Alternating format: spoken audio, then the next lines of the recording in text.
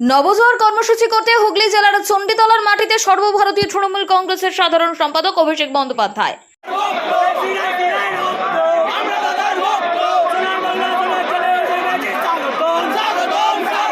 সন্ধ্যা 6:45 চণ্ডীতলার মাটিতে আগমন ঘটে অভিষেক বন্দ্যোপাধ্যায়ের। বিকাল থেকে লাখো লাখো মানুষের ভিড় জমে চণ্ডীতলার মাটিতে। বিকেল 3টা থেকে মানুষ দাঁড়িয়ে থাকেন অভিষেক ব্যানার্জির দেখার আশায়। তিনি আসলেন এবং সাধারণ মানুষের উদ্দেশ্যে গোলাপ ফুল ছুড়লেন। লাখো লাখো মানুষের ভিড়ে অভিষেক বন্দ্যোপাধ্যায় র্যালি করলেন।